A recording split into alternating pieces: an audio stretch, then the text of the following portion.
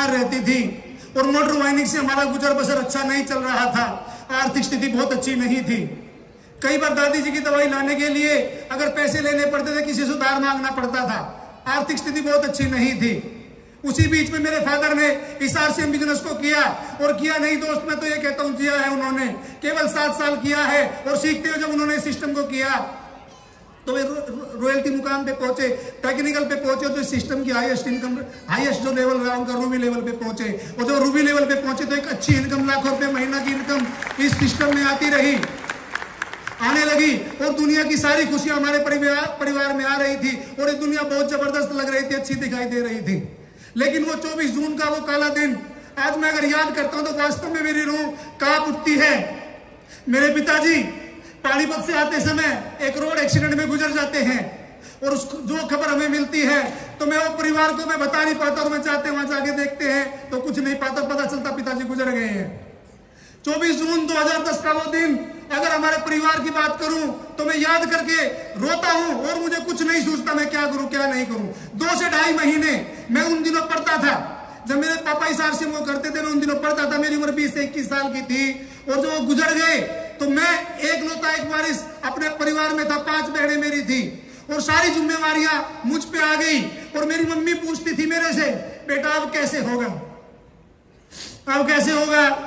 तो मेरे पास कोई जवाब नहीं होता था, और हम और हमारी बहनें और मेरी मम्मी बैठ के रोती थी।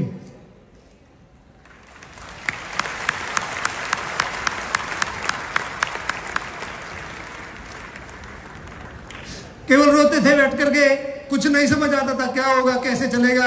लगभग 2-2.5 महीने ऐसे ही निकल जाते हैं। एक दिन हमारी ग्रेट अपलाइन मिस्टर सुशील भारद्वाज साहब का हमारे पास फोन आता है, और बोलते बेटा क्या कर रहे हो? मैंने कहा सर कुछ दिखाई नहीं देता, घर कैसे चलेगा, मेरी बहनों की पढ़ाई कैसे होगी, कहां से आटा आएगा, कहां से तेल आएगा, कुछ समझ नहीं आ रहा है, बस रोते रहते और क्या करे क्या नहीं करे समझ नहीं आ रहा कैसे होगा।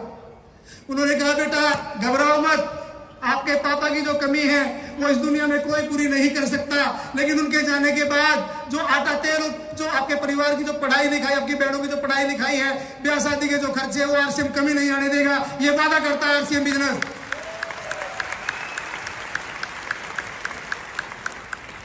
और तुम्हारे पापा कुछ ऐसा काम करके गए हैं कि अब भी लाखों रुपए महीना की इनकम आप लोगों के बैंक अकाउंट में आ रही है।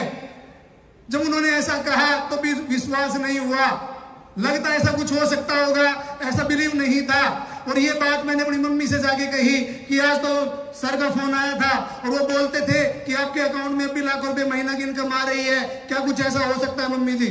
उन्होंने कहा बेटा तुम्हारे पापा एक बात बोलती थी, मैं अक्सर मीटिंग में उनके साथ जाती थी, तो एक बात बोलते थे, अगर अपने बच्चों से सच्चा प्यार करते हो तो इस आरसीएम बिजनेस को जरूर कर लेना।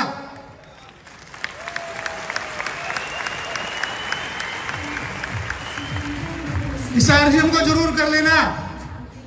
और उसके बाद उन्होंने कहा हो सकता है चलो कल जाके बैंक में देखते हैं, अगर ऐसा हुआ तो बहुत सारी समस्या और प्रॉब्लम जो परिवार में आ रही हैं, जो दिखाई दे रही है, दूर हो सकती है। एक दुख जरूर है कि तुम्हारे पापा नहीं है, बहुत बड़ा दुख है, लेकिन उसके बाद एक समस्या होती है, एक जिम्मेदार करने वाला चला जाता है तो उस परिवार में एक बहुत बड़ी समस्या पैदा हो जाती है कि अब आपका क्या होगा।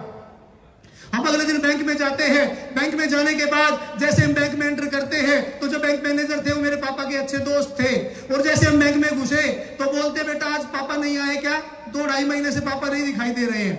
मैंने कहा सर जैसे वो ऐसा बोलते हैं मेरी मम्मी और हम रोने लगते हैं, समझ नहीं आता किन शब्दों में उनको बताए।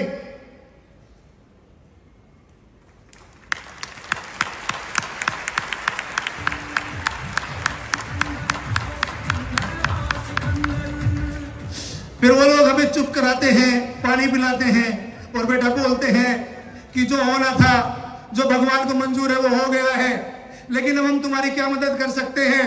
हम पानी पीते हैं, उसके बाद बोलते हैं सर एक बार हमें ये बता दीजिए कि हमारे सीनियर साथी बताते हैं कि अब भी लाखों रुपए महीना की अर्निंग आपके अकाउंट में आ रही है, क्या पैसा अब भी सच में आ रहा है?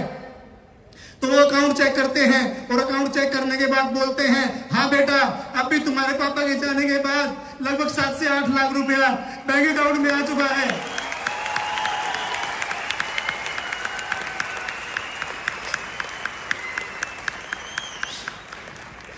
जब उन्होंने ऐसा कहा तो वास्तव में दोस्त मैं बता नहीं सकता, मेरे पास शब्द नहीं है कि दुनिया जो एकदम नरक लगने लगी थी, पता नहीं मैं कैसे अपनी बहनों की शादी कर पाऊंगा, कैसे मैं परिवार को चला पाऊंगा, दिखाई नहीं देता था, रूह कांप जाती थी। अगर मैं आज भी आरसीएम से अलग अपने आप को जुदा करता हूं तो मेरी रूह कांप जाती है कि जीवन कैसा होता।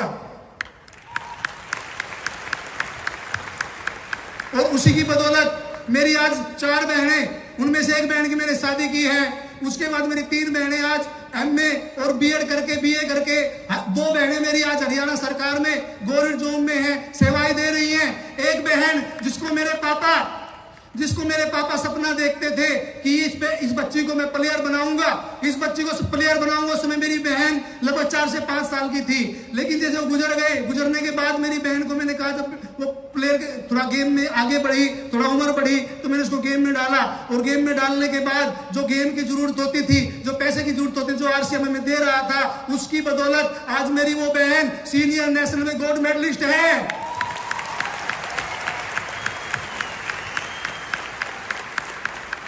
सीनियर नेशनल में गोल्ड मेडलिस्ट है और अपने वेट में इंडिया के अंदर एक रिकॉर्ड बनाया हुआ है। 10 किलो ज्यादा उसने उसमें उठाया है, 10 किलो ज्यादा उठा के अपना रिकॉर्ड बनाया हुआ है और एशिया में सिलेक्शन हो चुका है। और आज वो रेलवे में सीनियर टीडी की पोस्ट पे अपनी सेवाएं दे रही है।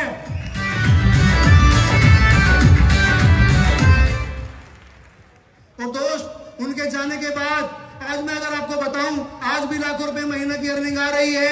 मैं अपनी बहनों की पढ़ाई पूरी करा पाया हूं, मेरी मैडम खुद मेडिकल स्टडी कर रही है, मेरे बच्चे अच्छे स्कूलों में जा रहे हैं और आज भी लाखों रुपए महीना की अर्निंग, गाड़ी, अच्छा मकान मेरे पास है। तो ये सब ताकत अगर मुझे मिली, जब सब खुशियां मिली है, तो ये आरसीएम की बदौलत है दोस्त, आरसीएम की बदौलत है।